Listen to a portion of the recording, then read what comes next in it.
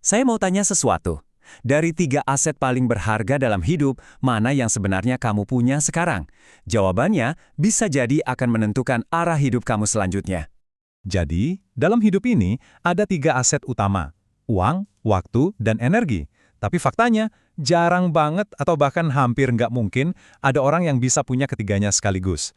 Pasti ada aja yang harus dikorbankan, dan ya, inilah realita yang ngebentuk tiap fase hidup kita. Nah, coba dilihat tabel ini. Buat kebanyakan orang, polanya tuh jelas banget. Waktu muda, kita punya energi melimpah, dan waktu luang. Tapi, kantong tipis. Pas dewasa, kita punya energi dan uang, tapi waktu rasanya nggak ada, sibuk terus. Dan pas tua, kita mungkin punya uang dan waktu, tapi energinya udah jauh berkurang.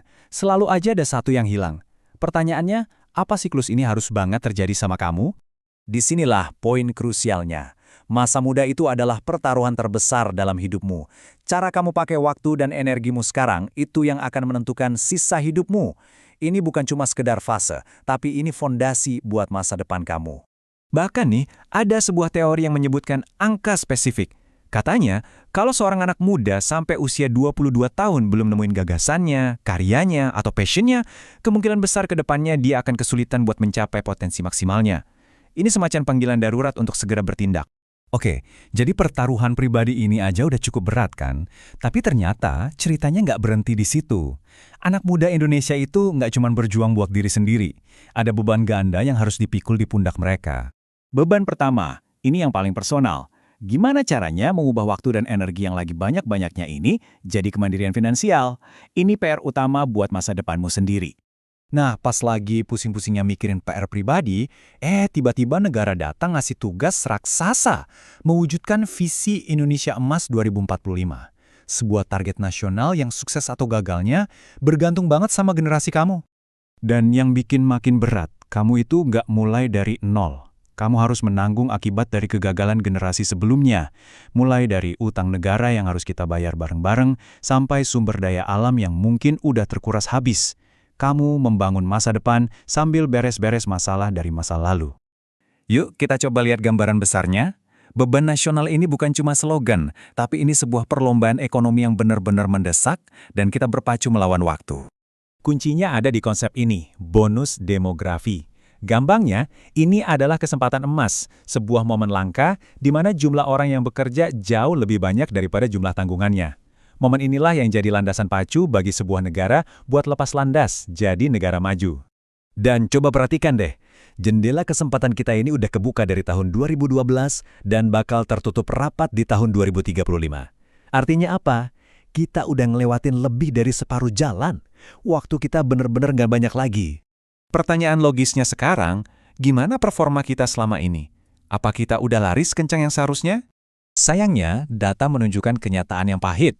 Negara-negara yang berhasil manfaatin bonus demografi, kayak Tiongkok atau Korea Selatan, pertumbuhan ekonominya itu bisa melesat di atas 8%, bahkan sampai 10%. Indonesia, puncaknya cuma di 5,6%.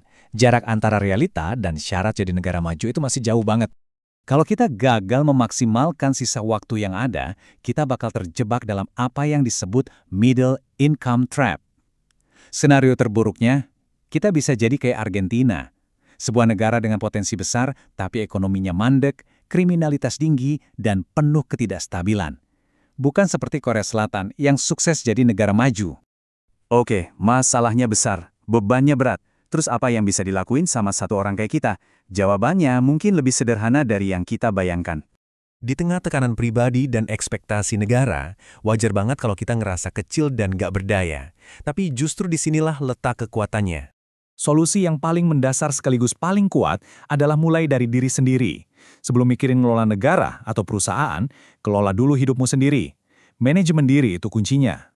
Dan ini bukan konsep yang ngawang-ngawang ya, ada 3 langkah praktis. Pertama, coba deh rencanakan hidupmu buat 1, 5, sampai 10 tahun ke depan. Kedua, pasang target yang spesifik buat tujuanmu itu.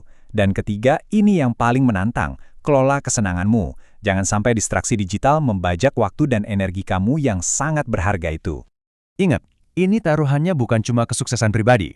Kalau generasi kita gagal, masa depan Indonesia itu ya bergantung sama Tiongkok untuk urusan energi, bergantung sama Amerika buat teknologi, dan uang kita bakal terus-terusan kesedot ke luar negeri lewat aplikasi yang kita pakai tiap hari. Jadi inilah targetnya. Mungkin ambisius, tapi sangat jelas. Berusahalah sekuat tenaga untuk bisa punya ketiganya. Uang, waktu, dan energi sebelum kamu menyentuh usia 30. Kalau kamu berhasil, kamu bukan cuma menangin pertarungan pribadimu, tapi kamu juga ikut mengubah arah permainan untuk bangsa ini. Dan inilah bagian terbaiknya. Dengan fokus mengelola diri sendiri supaya sukses, kamu secara otomatis ikut berkontribusi untuk kesuksesan nasional. Setiap anak muda yang mandiri adalah satu bata penyusun generasi emas. Kesuksesanmu adalah kebanggaan orang tuamu dan juga kebanggaan Republik Indonesia. Jadi, pertanyaannya kembali lagi ke kamu.